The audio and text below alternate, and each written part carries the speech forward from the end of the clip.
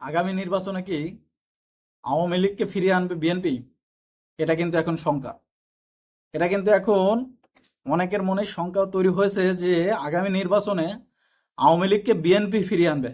কারণ বিএনপি এখন মানে এমন একটা চাপে, যাকে বলে কি বলে গ্রামের ভাষায় বলে মানকে চিপা, মানে ফাটা বাঁশের চিপাই যাকে বলে, সেরকম পর্যায়ে চলে গেছে। একদিকে প্রতিপক্ষ কঠিন অবস্থান জামাতে ইসলাম, বাংলাদেশ জামাতে ইসলাম। অন্যদিকে নতুন আরেকটা দল তৈরি হলো। কেউ বলছে কিংস পার্টি, কেউ বলছে জামাতের বি টিম, কেউ বলছে ডক্টর ইউনূসের টিম, কেউ বলছে ছাত্র জনতার টিম। কিন্তু যারা দলটার নেতৃত্বে আছে তারা বলতেছে আমরা ছাত্র জনতার টিম। গত বছর জুলাই আগস্ট যে গণঅভ্যুত্থান হয়, সেই গণঅভ্যুত্থানে যারা নেতৃত্ব দিয়েছে তাদের অধীনেই এই টিমটা গঠন হয়েছে, এই দলটা গঠন হয়েছে।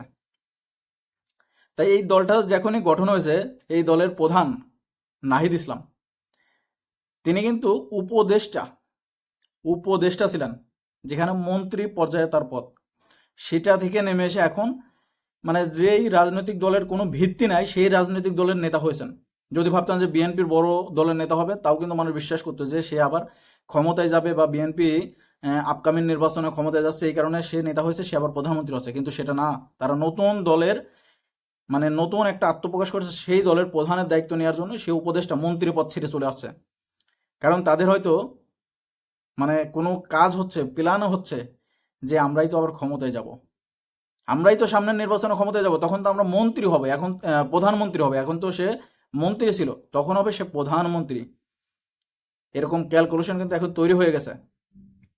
কারণ মানুষ মানুষ স্বভাবতই যে মুখে যে কথাই বলুক না কেন, ভালো অবস্থান থেকে, কমফোর্ট জোন থেকে কখনো নিচে নেমে আসে না। সে মন্ত্রী পর্যায় থেকে যে নিচে নেমে আসছে, এর পিছনে অবশ্যই কারণ আছে।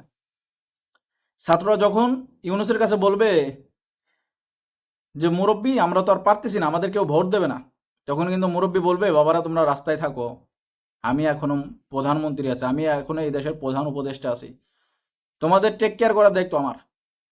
তখন কি হবে? বিএনপি তখন কি পারবে? -2 ফর্মুলা, যেটা 1-11-এ মানে শুনি যে হয়েছিল, এখন গোপনে কি হয়েছিল সেটা জানি না, কিন্তু এখন শোনা যাচ্ছে -2 হবে। কারণ বিএনপিও সংখ্যা বলতেছে, বিএনপি বলতেছে ধোঁয়াশা আছে। বিএনপির ভারপ্রাপ্ত চেয়ারম্যান তারেক রহমান বলতেছে এইবারকের নির্বাচন হবে পুলসিরাতের মতন, পুলসিরাত পার হওয়ার মতন কঠিন চ্যালেঞ্জ। তাহলে বোঝেন। আবার জামাত বলতেছে সংস্কার আগে বিচার আগে। নুরু, নুরুল হক নুরু, বিকাশ নুরু যাকে বলেন, তারপরে চরমনাই হুজুর, হেফাজতে ইসলাম, বাংলাদেশ ইসলামী আন্দোলন, এরাও বলতেছে সংস্কার আগে। আর ছাত্ররা তো এটা বলতেইছে সংস্কার আগে। আবার উপদেষ্টারা বলতেছে স্থানীয় সরকার নির্বাচন আগে। এই কারণে কিন্তু বিএনপির সংখ্যা তৈরি হয়েছে। প্রথমে কিন্তু এই কথা বললাম যে আগামী নির্বাচনে কি বিএনপি আওয়ামী লীগকে ফেরাবে। কারণ বিএনপির সংখ্যা তৈরি হয়েছে, বিএনপি একা এত দিকের চাপ সামলাতে পারবে না।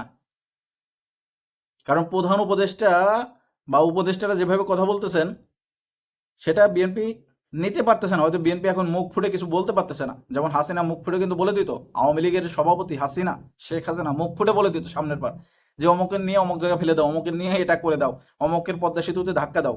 কিন্তু বিএনপি এখন সেটা বলতে পারতেছে না, কারণ তাদের একটা শঙ্কা অনেকদিন ধরে ক্ষমতায় নেই, সামনে যেভাবে ক্ষমতায় যেতে হবে। তারপরে বিএনপির সামনে আরেকটা চ্যালেঞ্জ তৈরি হলো এখন ছাত্রদের দল। কারণ ছাত্ররা মন্ত্রী পদ থেকে এসে দল গঠন করছে, তাদের চিন্তা তারা প্রধানমন্ত্রী হবে। বিএনপির সামনে বড় চ্যালেঞ্জ জামাতে ইসলাম, নুরুর দল, অমক দল, তমক দল। এই কারণে বিএনপি চিন্তা করবে 6 মাস পরে যখন নির্বাচন না হবে, তখন এখনই যেহেতু হচ্ছে না, বিএনপি বলতেছে ধোঁয়াশা, অমক তমক সংখ্যা, মানে বিভিন্ন কিছু। আপনারা কিন্তু বিএনপির বড় বড় নেতাদের কথা দেখলে টের পাবেন।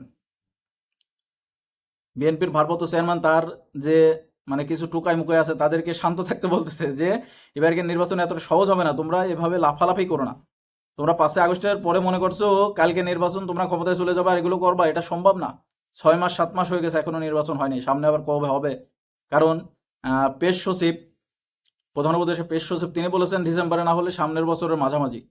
আবার যারা বিশেষজ্ঞ, রাজনৈতিক বিশেষজ্ঞ অ্যানালাইসিস করে, তারা বলতেছে আরো 1-1.5 বছর 2 বছর হবে, কারণ ছাত্রদের এই দল স্টাবলিশ হওয়ার আগ পর্যন্ত নির্বাচন দেবে না। মানে সব মিলে কিন্তু বিএনপির সংখ্যা। যখন বিএনপি দেখবে সামনের 6 মাসে তারা নির্বাচনে যেতে পারতেছে না, বা নির্বাচন হচ্ছে না, ক্ষমতায় যেতে পারতেছে না, তখন তারা আওয়ামী লীগকে বলবে ভাই আসেন মাঠে নামি, আপনাদের মাঠে নামতে হবে। একসাথে মাঠে না নামলে এই দেশে মৌলবাদ, তারা তো বলবে মৌলবাদরা ক্ষমতা দখল করে নেবে। আবার নাহিদ ইসলাম জামাতের নিয়েও কথা বলতেছে যে জামাতে ইসলাম যে একটা ইসলামিক দল বলে, এই দলও বাংলাদেশের মানুষ চায় না। বাংলাদেশের মানুষ চায় মানে সর্বস্তরের মানুষ যেখানে মাথা গোঁজার ঠাঁই পাবে, যেখানে স্থান পাবে, সেই রকম দল। তা আমরা সেটা গঠন করেছি। যদি এটাই হয়ে থাকে তখন কি হবে? তখন কিন্তু জামাতে একটা বিপদে পড়ে যাবে। এককভাবে নির্বাচনের করে ক্ষমতায় যেতে পারবে না। তখন জামাত হয়তো এই দলের সাথে হাত মেলাতে পারে, কারণ জামাত আর বিএনপির সঙ্গে হাত মেলাবে না। আওয়ামী লীগের সঙ্গে হাত মেলানো অনেক দূরে। তা জামাত হাত মেলালে কার সঙ্গে মেলাবে? এই ছাত্রদের সঙ্গে মেলাবে। কারণ দেখবে ছাত্ররা এখনো ক্ষমতায় আছে, তাদের বন্ধু বান্ধব এখনো ক্ষমতায় আছে, তারাই দেশ চালাচ্ছে। তাদের সঙ্গে হাত মেলালে আমরাও ক্ষমতায় যেতে পারবো, হয়তো আসান ভাগাভাগি। আবার ছাত্ররাও যখন দেখবে যে এককভাবে আমরাও ক্ষমতায় যেতে পারতেছি না, কারণ আমাদের কয়জন চেনে, হয়তো ঢাকার ভিতর অনেকেই চেনে, হয়তো ফেসবুকে ভাইরাল, কিন্তু যখন আমরা মার্কা নিয়ে নির্বাচন করতে যাব প্রত্যন্ত অঞ্চলে, গ্রাম অঞ্চলে, তখন আমাদের ভোট দেবে কয়জনে? তখন তারা চিন্তা করবে আমরা একটা বড় দলের সঙ্গে দিই। তারা কিন্তু বিএনপির সঙ্গে যাবে না, কারণ বিএনপির তারা পরিবারতন্ত্র চায় না। গতকাল যখন দেখলেন বিএনপির বড় বড় নেতারা ছাত্রদের এই দল প্রকাশের সামনে চেয়ারে বসেছিলেন, তখন তারা এই কথাগুলো বলেছেন, আমরা পরিবারতন্ত্র চাই না। এক ফ্যাসিস্টকে সরাইছে, আরেক ফ্যাসিস্টকে চায় না। তারা কাকে উদ্দেশ্য করে বলেছে? তারা বলেছে ছোট দলগুলোকে সামনে এগোতে দিতে হবে, না হলে বড় দলগুলো স্বৈরাচার হবে। এখন বড় দল বলতে কে আছে? তারা বিএনপিকে উদ্দেশ্য করে বলেছে। তারা তো বিএনপির সঙ্গে আর হাত মেলাবে না, তারা হাত মেলালে জামাতের সঙ্গে মেলাবে।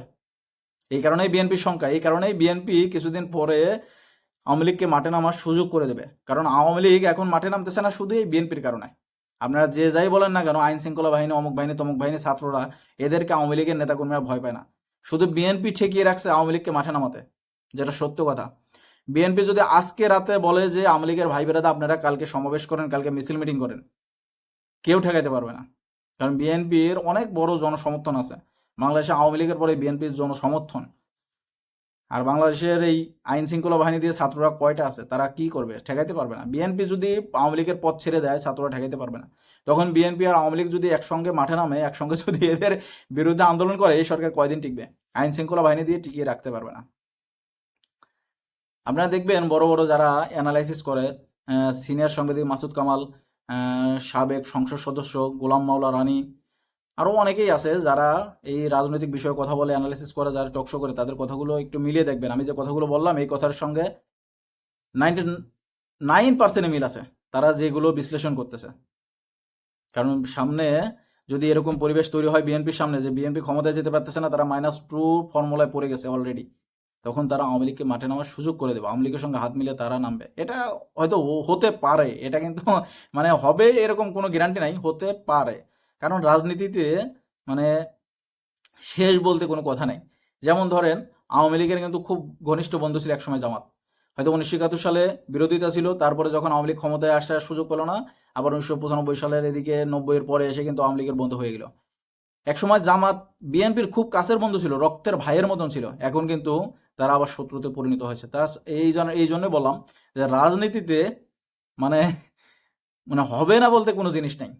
আওয়ামী লীগের বড় বড় নেতা আগে যারা ছিল, যেমন এই এখন বিএনপির একজন বড় নেতা ফজলুর রহমান সাহেব, বীর মুক্তিযোদ্ধা, তিনি কিন্তু আওয়ামী লীগের একজন বড় নেতা ছিলেন। তিনি এখন বিএনপির বড় নেতা। তা এই রাজনীতিতে শেষ বলতে কোনো কথা নাই, এরকম হলেও হতে পারে। তা দর্শক, এখন আপনাদের প্রেডিকশন কি বা আপনাদের মন্তব্য কি, আপনাদের মনের মানে বিশ্লেষণ কি? যেহেতু আপনারা এখন রাজনীতি বাংলাদেশের অবস্থা দেখতে পাচ্ছেন, গত 6 মাসে কি একটা বড় অবস্থা। যদি আপনাদের এরকম কোনো মন্তব্য থাকে বা আপনাদের এরকম কোনো চিন্তাভাবনা থাকে, অবশ্যই কমেন্ট বক্সে জানিয়ে যাবেন। যদি ভালো লাগে ভিডিওটি অবশ্যই শেয়ার করেন। সবাই ভালো থাকবেন। আল্লাহ হাফেজ।